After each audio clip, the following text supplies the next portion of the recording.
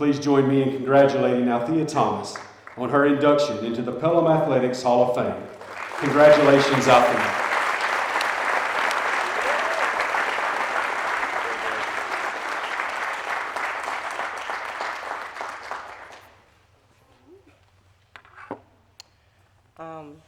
Congratulations to everyone who's being inducted tonight.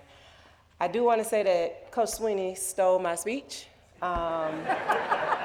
There will be some things that are duplicated, but I think it's very important for you all to know my story. I didn't start off and grow up in Pelham like probably 99% of everyone who is speaking here. I grew up in Birmingham, in Woodlawn and Roebuck. And I came here after my sophomore year, entering my junior year. And when my parents told me that they were moving me to Pelham, I was devastated that I was going to have to be teammates with the girl that I couldn't beat in Erica Braswell. But they assured me that it was going to be something that I needed and that I needed to trust their wisdom on. And I have to say I started the transfer portal. So sorry, Coach Swing again. But I started the transfer portal in 1997 and came to Pelham, only to find out that I wasn't the best athlete in the transfer portal. It was Sarah Sandrick, because she had came that same year. But when I got here, I immediately learned a lot of things. In the first week here, I learned that even Coach Richardson couldn't convince my dad to let me play volleyball. I tried. Thank you, Althea. I wanted you.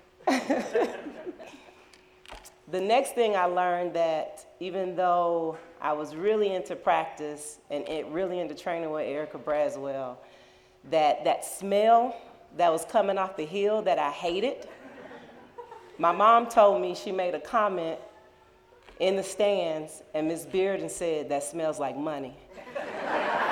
So I learned real quick to appreciate the smell coming from the farm. Another thing that I learned from Bill how to be extremely obsessed with the skill of hurdling. I wasn't hurdling yet, and I always asked my dad, who was my coach, to let me hurdle, and he refused. And then I saw this goofy redheaded guy always hurdling and talking to the hurdle and being obsessed with it. And I learned that to be good at something, you had to be obsessed with it. I kept learning, and I kept learning while I was here. And Pelham taught me how to be a true winner. I was very good before I came to Pelham. I knew I wanted to be great. I always wanted to go to LSU. But there were times where me and my parents and my family, we thought we were by ourselves with this big dream. So coming to Pelham was the first time that I was surrounded by people who made it normal to dream big, who made it normal to really, really want to be these great, great athletes and great students. And so I learned real quickly in that football season who the heck Tyler Watts was. I learned in volleyball that you can win. I learned from Coach Nelson on the basketball court that you didn't have to be your main sport for you to really do good at it. And then when track season came, we learned how to win as a team. And Erica Braswell, she let me beat her a couple times. But in all of that, one of the bigger things that I learned was not something that I learned by doing, but how people treated me. I really tried to come here and be very transactional. My parents told me what we were here to do, to enhance my track career, to get a good education, and to go to college. But no one here let me be transactional. They constantly made me connect and become friends and laugh and have fun and go to track meets and be on the bus and on the van and actually have a connection.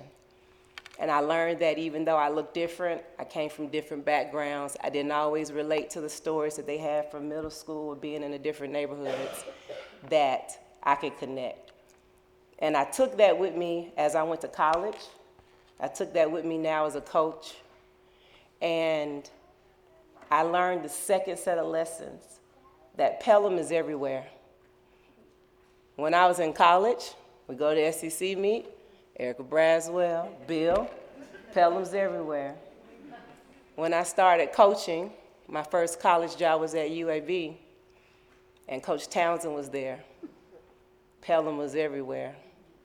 My second college job was at the University of Kentucky, and Whitney was there. Pelham was everywhere.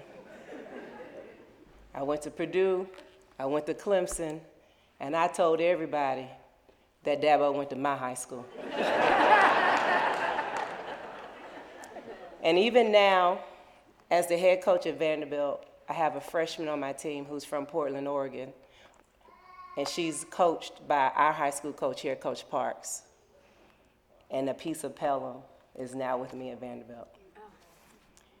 And so I say all that to say I'm very grateful and I appreciate that I wasn't as talkative or as bold, and I couldn't rebel against my parents for moving here. It was a great decision. I'm really grateful for everybody who poured into me, and I'm really grateful that I became the woman that I am because of the 2 years that I have spent here at Pelham. And if there's anything that I have taken away that I employ some of you to take away, is that it doesn't matter where you are, it doesn't matter who you come in contact with. There may be somebody that you are really, really, really being impressionable on that is going to change their life, and coming to Pelham really changed my life. So thank you for everyone who has considered me for this nomination to be in this first induction class. Thank you for all the coaches, the principals, the mayor, the parents, everybody who has had some sort of impact, whether you knew it or not. I sat here and I would watch how serious Coach Rose was in football, and I would be so afraid. But it's been very impactful for me, and I want to thank my family. As a coach and as a former athlete, what Coach Richardson said is so true. Your family sacrifices so much, and I really appreciate the sacrifices that my family has made so I can stand here and accept this award and hopefully get some athletes like Coach Richardson into a Hall of Fame of their own. So thank you again, and congratulations, everyone.